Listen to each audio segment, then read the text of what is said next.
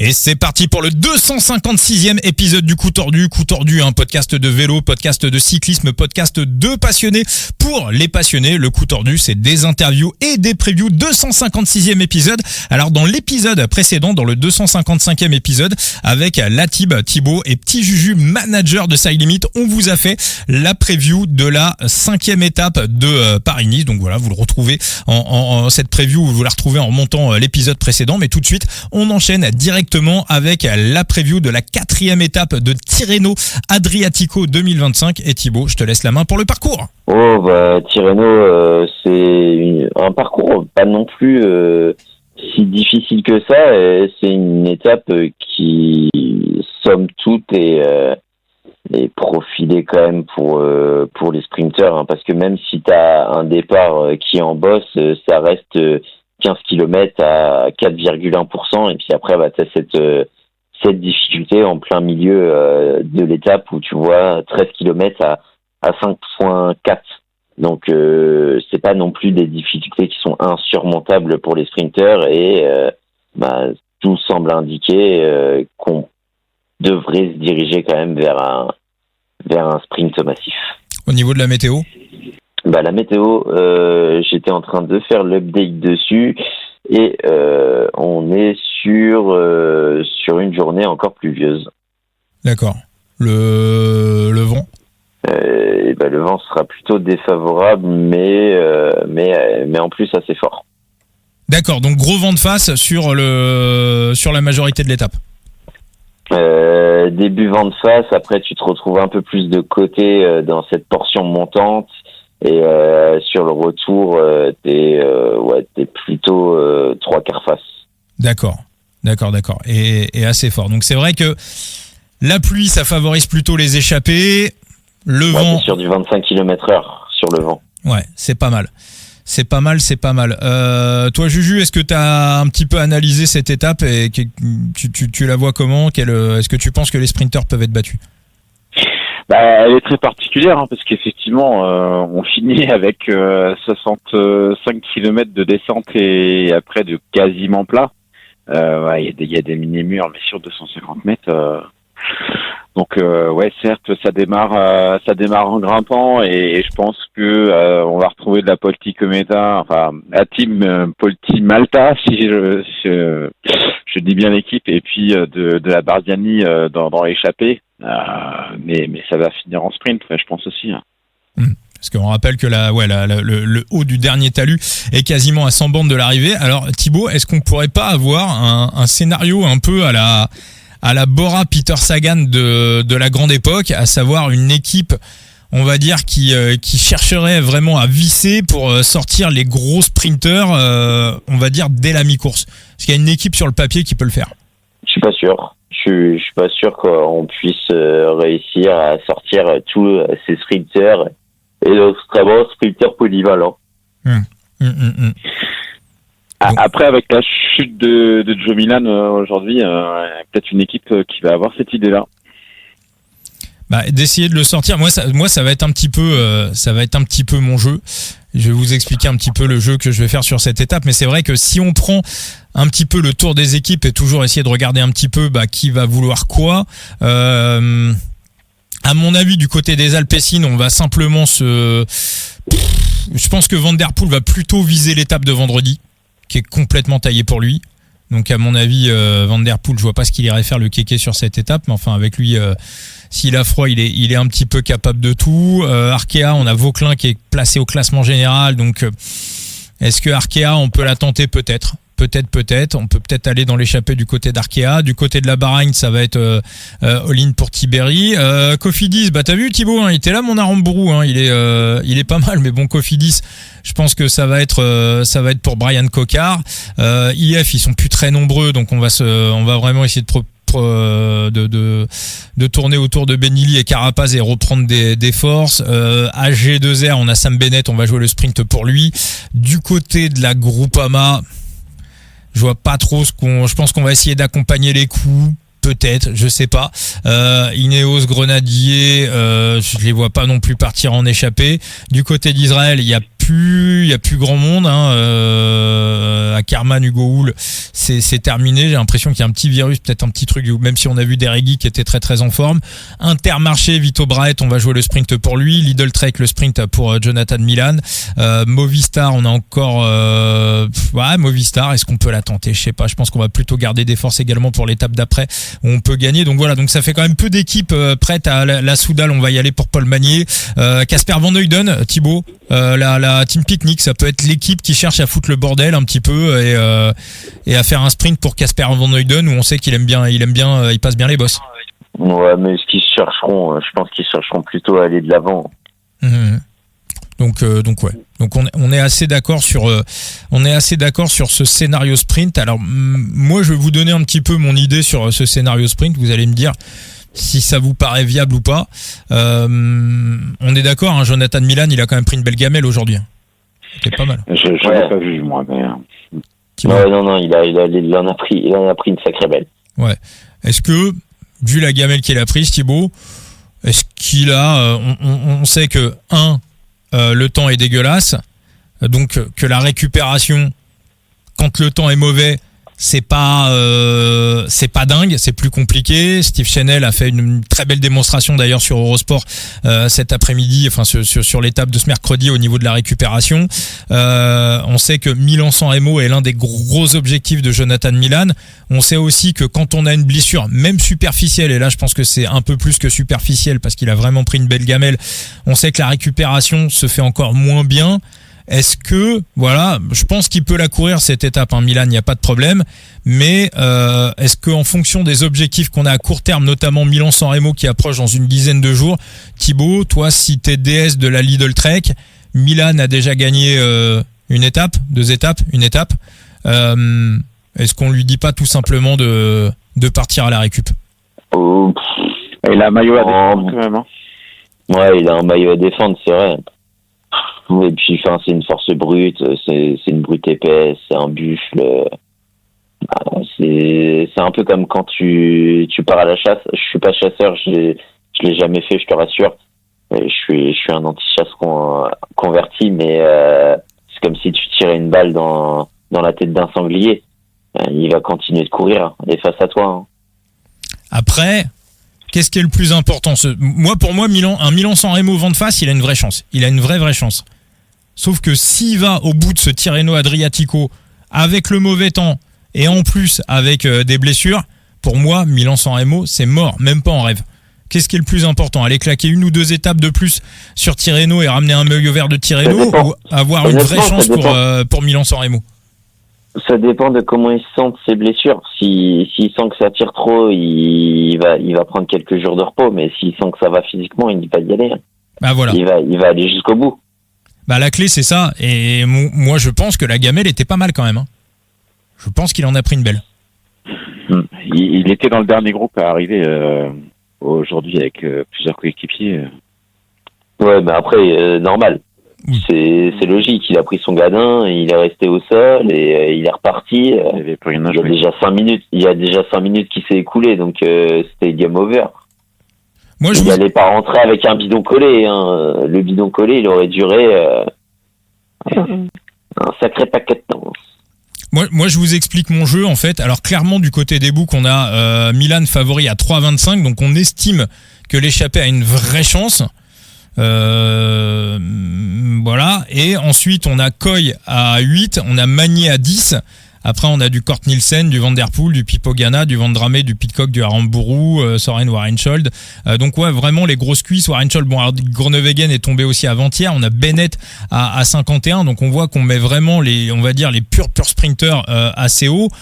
Finalement, est-ce que le jeu serait pas parce que imaginons que demain matin, ça se trouve, vous qui êtes à l'écoute du coup tordu le matin en vous levant, vous allumez le podcast, vous avez peut-être déjà l'info, parce que je vois qu'on fait des gros pics d'audience en milieu de matinée, vous avez peut-être déjà l'info que Jonathan Milan ne va pas prendre le départ, peut-être, mais si Milan ne prend pas le départ, ça veut dire que les cotes vont être complètement, je veux dire, il y a des values à prendre en fait, si jamais Milan ne prend pas le départ. Donc est-ce que c'est pas, pour moi il y a une chance sur 2 en fait. Donc est-ce que il y a pas une occasion simplement sans réfléchir tactique de course ou quoi? Est-ce qu'il n'y a pas tout simplement une opportunité à prendre en allant chercher les mecs qui sont derrière Milan au niveau du betting? Ça vous paraît fou comme jeu ou pas? Non, clairement, ça peut être une occasion. Ouais. Moi, je pense. Thibaut, t'es pas convaincu de prendre les mecs qui sont derrière Milan pour un sprint, à savoir Olaf Koy, hein, clairement.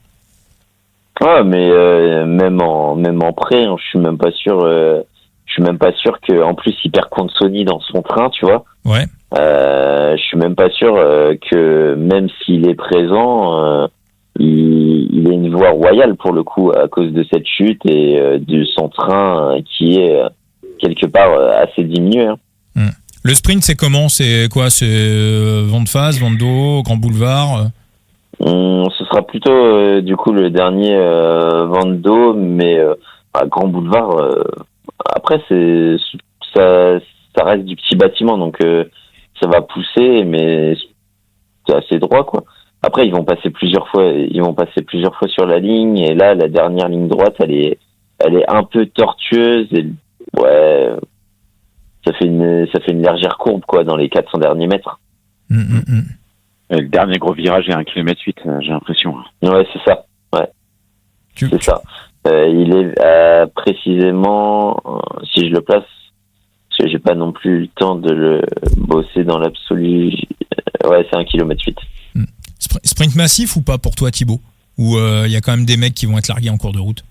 Non, il y a des mecs qui vont être largués en cours de route avec la pluie, le mauvais temps. Je pense que, et puis même, il va y avoir quand même un durcissement. Il y a des équipes qui vont vouloir tester Milan, qui vont larguer quelques grosses cuisses. Donc non, c'est possible que ce soit plutôt un sprint réduit. Et puis même, enfin, les conditions font que avec la pluie, t'as toujours des risques de chute et des risques de scission, et un massif se transforme très vite en réduit. Ça risque d'être un beau bordel. Bon, et ben on va aller du côté des pronostics. Juju, est-ce que tu as un prono, un nom à donner, un ou plusieurs, pour cette 4e étape de Tirreno Adriatico? Typiquement, déjà, je vois que Vernskull, là, il a fini en plus derrière Milan aujourd'hui, donc demain, je le vois pas non plus passer la montagne au milieu de l'étape. J'ai bien aimé Penouette sur le premier sprint là du Tirreno, il a bien tenu les autres spécialistes, mais oui, Koy, ça semble être un favori tout désigné demain. Hein. Ok, la victoire d'Olaf Koy à 8. Toi, Thibaut? Moi, ce qui m'embête avec Koy, c'est qu'il a pas de train. Il a pas de train, il est juste accompagné de Maclay. C'est le gros point noir, quand même. Après, qui a encore un train dans l'histoire? Et qui va arriver devant la ligne d'arrivée avec un train, tu vois? Je veux dire, t'en parlais contre Sony, il a aussi pris une grosse gamelle, donc le train de la Lidl Trek, pour peu que Jonathan Milan soit encore dans l'histoire, ils ont quand même pris cher. J'ai envie de te dire, à la rigueur, si on va dans ce sens-là, finalement, c'est presque un penalty pour Paul Magnier, cette histoire. Ouais, c'est ce que j'allais dire. Groenewegen est blessé. On peut vraiment mettre l'équipe, à part Landa qu'on va préserver parce qu'il est là pour le classement général, mais on peut cibler un peu l'équipe autour de puis par Épinte, mais qui avait fait un sale chrono au début. On peut mettre un peu l'équipe avec Paul Magnier, essayer de le faire rentrer dans la descente et sur le plat ensuite. Et lui, il aura un vrai train. Moi, je sais pas. Sur un truc à la con, genre Giovanni Leonardi ou une merde comme ça, quoi, tu vois. Un truc. Le dernier 1,8 km, on l'a dit, est pas technique, donc il aura pas ce problème de placement en théorie, Paul. Demain. Il a pas beaucoup de problèmes de placement, c'est juste qu'il a reculé, il s'est fait un peu bousculer quand il a essayé de choper la roue de Milan, et il a reculé, et puis dans le virage, c'était terminé, game over. Il était au-delà de la 6e place, il était en 15e position, il vient en 15e, il est foutu, quoi.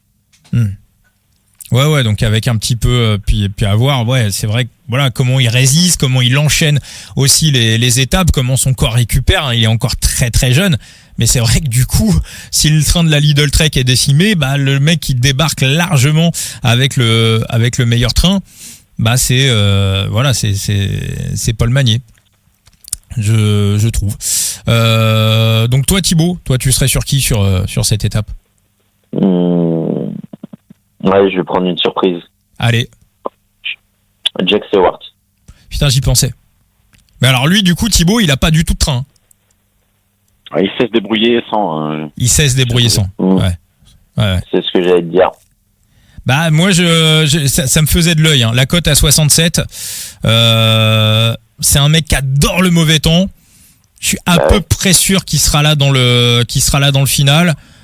En principe, bah Frigo, s'il peut donner un petit coup de main, ou Fulsang, en principe, il devrait être là pour même Derek Guy, hein, ça peut. Putain, il est chaud, hein, Derek Guy. Hein, vous l'avez vu sur l'étape aujourd'hui là?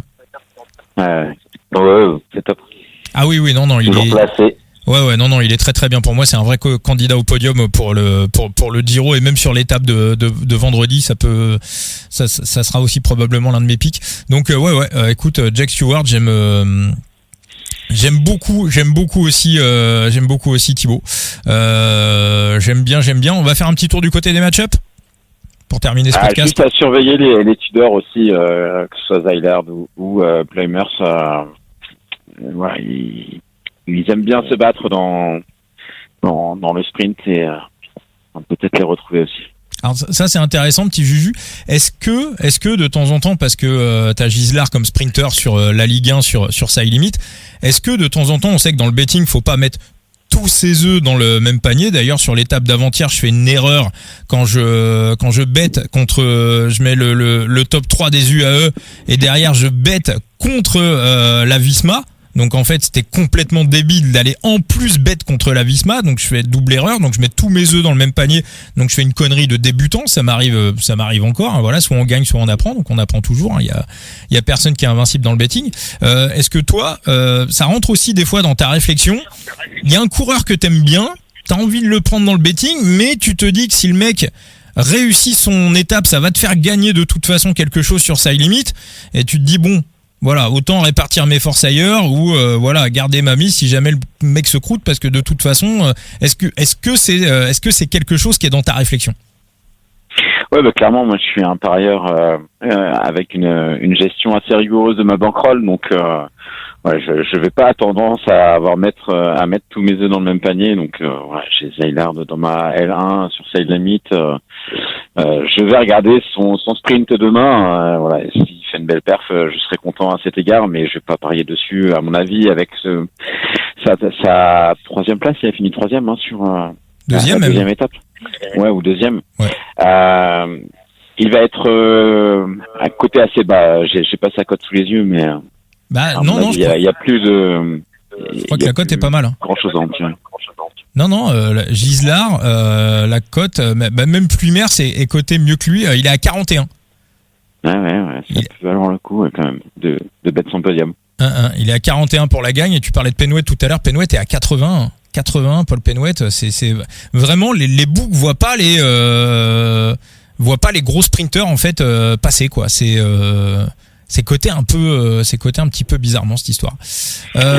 Tout dépendra qui roulera dans la côte, dans la montagne là, au milieu, dans le Poggio, dans la Valico à la Crocetta. Il y a quand même 12 km 4 à quasiment 6% de moyenne, c'est assez régulier, donc effectivement il y a plusieurs sprinters en tout cas qui peuvent sauter et perdre une bonne minute 30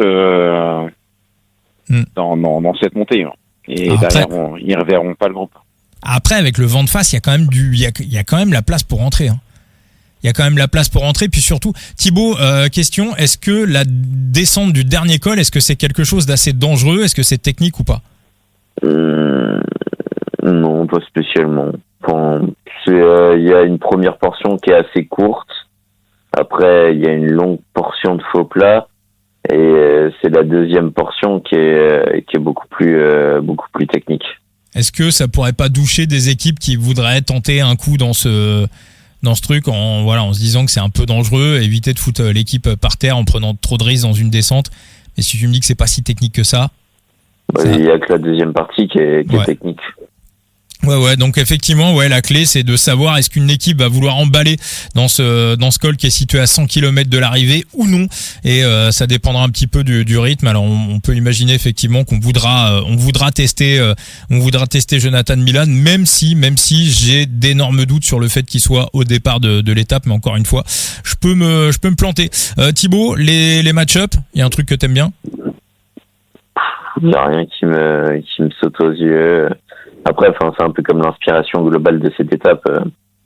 Au-delà de pas l'avoir autant travaillé et exploré que Paris-Nice, le scénario, pas forcément le scénario, mais l'issue reste quand même assez ouverte. Donc, là, il y a rien qui me saute aux yeux. Et tu sais, hormis te dire, Jack Stewart en pronostic osé, aller poser ne serait-ce qu'un pari sur cette étape, tu vois, moi ça se résumerait plutôt à un bon gros no-bet. D'accord. Ok. Ça marche, parfait. Bah écoutez, on va donc résumer tout ça. Donc toi Thibaut, ça sera Jack Stewart, la victoire. Ouais. Voilà. En pronostic osé. Voilà, en pronostic osé. Toi Juju, ça sera. C'est difficile. Il y a notamment un petit mur il fait 250 mètres, mais à 5 km de l'arrivée. Donc il y a 3 tours, hein, Thibaut, c'est ça, du circuit final. Alors que je te ressorte Vélo Viewer parce que j'ai fini. Je l'avais fermé. Je pense. Il y a 3 tours. Moi, en tout cas, je vais lire avec attention la preview d'Analyse Phoenix, donc sur son site The Big Gear, pour voir comment ils sont la course, si la difficulté du milieu d'étape va faire sauter beaucoup ou non de coureurs. Je pense pas avec le vent défavorable. Ouais. Ça reste un vent défavorable et 25 km/h. Ouais, on a eu 3 vainqueurs italiens différents sur les 3 premières étapes. Je vois mal la passe de 4 avec un autre coureur italien, peut-être Milan ce soir-là, mais non, vraiment c'est difficile. Si un top 3 et restons sur Zyland, qui a montré une belle forme et qui a un bon petit train quand même avec Loimers et Krieger dans son équipe. Ok, bah c'est la cote à 41, on note. Donc moi, ça sera la victoire de Lavkoy, donc sur le Boukref. Allez, à 8, on sera sur 0,05% de bankroll. La victoire de Paul Magnier à 10, 0,04% de bankroll. Et la victoire et le top 3 de Jack Stewart. Donc la victoire à 67, donc on va mettre 0,001% de bankroll. Donc c'est 1 euro sur une bankroll à 10 000 euros, 50 centimes sur une bankroll à 5 000 euros. Et je pense qu'on aura du top 3 aux alentours de 17-18, donc ça sera 0,0 2,50 € sur une bankroll à 10 000 euros pour le top 3 de Jack Stewart. Ça sera pareil, petite mise sur cette 4e étape de Tirreno Adriatico. Et écoutez, merci à tous les deux. Toi petit Juju, je posais la même question que j'ai posée à Boris hier. Là, tu vends des trucs en ce moment sur Side Limit? Je vends sur opportunité. N'hésitez pas à me contacter. Et souvent, moi, mes ventes, j'aime les faire avant les multi-races ou multi-tours. Souvent des personnes et je suis ouvert à la négociation qui recherchent des coureurs pour compléter leur équipe. Bon écoute. Donc, rien de particulier à vendre à court terme, mais c'est une opportunité. Je vais en profiter pour faire mon marché. Au passage, très très bien vu l'achat de Hugo Hofstetter que t'as pris en unique il y a une dizaine de jours à 91 balles, que t'as déjà quasiment amorti parce qu'il t'a fait gagner une épreuve, il t'a fait prendre 40 balles et une carte rose à 3 étoiles. C'était quoi la carte rose d'ailleurs que t'as vue, la 3 étoiles? Chose surprenante sur les rewards de ce midi là, avec donc j'ai gagné 3 ligues sur les courses de de dimanche, pardon. Mmh. Et trois rewards que j'avais pas encore dans ma galerie. Donc Christophe Kral de la Tudor U23, également la 4 étoiles un petit peu déçu, Brady Gilmore de Israël Première Tech, mais bon qui va courir sur le Taïwan la semaine prochaine. Déçu parce que c'est une 4 étoiles et qu'il y avait du Julien ou du Marc Hirschi potentiel, mais voilà. Ouais, mais à long terme, il a été monstrueux sur le Tour du Rwanda. Lui, il passe World Tour, c'est le prochain Israël qui passe en World Tour très clairement. Ouais, il a déjà 23 ans, donc. C'est vrai aussi, mais bon, ouais. À voir. Et donc la Rose, qu'un coureur que j'avais pas du tout non plus, et de la Wagner-Mazin, c'est Sacha Vémès. Petit sprinter, mais assez régulier, donc à voir ce que ça peut donner. C'est vrai qu'après, alors en fait, il y a des gens qui posaient la question comment étaient réparties les étoiles sur Side Limit. C'est en fonction du prix d'achat des cartes bleues sur le marché primaire. Et c'est vrai qu'il y a quelques jours, il y a eu une hype monumentale sur les nouvelles cartes de la Bingo Philippe Wagner-Bazin. On a eu des Belges qui sont arrivés et qui se sont battus, et les prix des cartes donc bleues, le dernier rang sur Side Limit, sont partis à des prix totalement délirants pour des cartes bleues. Donc en fait, ça a complètement bouleversé derrière le marché des rewards et des récompenses. Mais enfin, en tout cas, voilà, Hofstetter, tu l'as déjà quasiment amorti.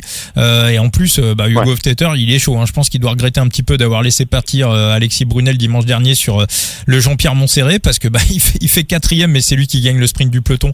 Donc c'était lui le plus fort. Et puis en plus, il rate le podium à vraiment pas grand-chose. Donc écoute, qu'est-ce qui me plaît dans ta galerie? Roger Adria jaune à $25, ça va? Oui, bien sûr. Non, j'ai eu la chance de le récupérer à l'été dernier, très content de tu connais l'histoire de ça.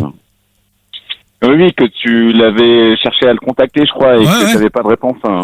Le fameux Nicolas, je le contacte, je le recherche parce qu'il était un petit peu en retraite Side Limit, là il est revenu, et je le contacte pour avoir le mec me répond jamais. Voilà, il me répond pas, donc je lui dis il me répond pas, il est pas intéressé par vendre sa carte jaune de Roger Adria, et je vois qu'il te l'a revendu $120. Tu l'as très bien négocié, voilà, carte unique d'Adria, $120, ça va, là, t'as fait une bonne affaire. Sinon, qu'est-ce qui peut... J'ai un Tottenberg rose, sinon si ça t'intéresse. Très drôle. Voilà, pour ceux qui sont pas au courant, là pareil, une petite galère avec un manager qui, voilà, pareil, je l'avais. Enfin bon, voilà, on va pas revenir sur cette histoire. Dédicace à Benko. Ouais. Et sinon, qu'est-ce que tu pourrais me vendre sur Side Limit? J'ai Krajensen en double dans les Pink. Son début de saison chez Jayco, il est assez bizarre. J'ai l'impression qu'il n'arrive pas à exploiter son talent. Je l'attends sur les courses belges, mais je vois, t'as fait des affaires. Il a perdu de la valeur. Pierre-Henri Basset, qui est dans la Conti d'Astana, qui fait des super résultats en ce début de saison. La carte unique à $24.30. Bravo. Ouais. Non, là c'est qui était à Nantes l'année dernière. Ouais, non, je vois en plus, souvent tu vas chercher les mecs à des prix totalement raisonnables. Je vois Raoul Garcia Pernia que t'avais pris à l'époque à la Carn Pharma, qui est aujourd'hui chez Arkea, $64, ça va, c'est très correct. Non, tu surpayes pas les coureurs. Non, bravo, très propre. Donc allez voir la galerie de Petit Juju 007 sur Side Limit. Voilà. Ouais, et puis important aussi d'avoir des coureurs de plusieurs équipes, enfin de se répartir en fonction des continents, etc.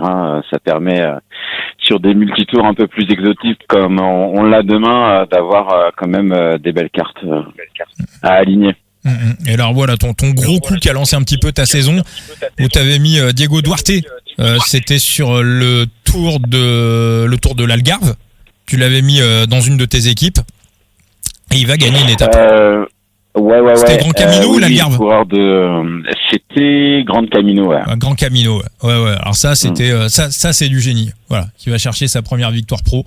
Et pareil, là, Diego Duarte, tu l'avais pris en jaune et tu l'avais acheté voilà, 32,40 $. Encore une fois, prix totalement correct pour un jeune coureur espagnol plein d'avenir. Donc voilà, exemple de gestion. Donc voilà, si vous avez aussi des conseils sur Side Limit, n'hésitez pas à aller voir, à trouver Petit Juju sur les réseaux sociaux. Merci beaucoup à tous les deux. Thibaut, ta preview pour Paris-Nice à retrouver sur Vélo Futé, hein, c'est ça? Exactement. Bon, et ben parfait. Là, c'est de la vraie preview que tu l'as charbonné. Et ben un grand merci à tous les deux. Et puis, on se retrouvera au moins pour les 256 et 257e épisodes pour les previews des étapes suivantes de Paris-Nice et de Tirreno. Encore merci à tous et à très vite pour de nouveaux coups tordus. Ciao les amis. Salut. Ciao.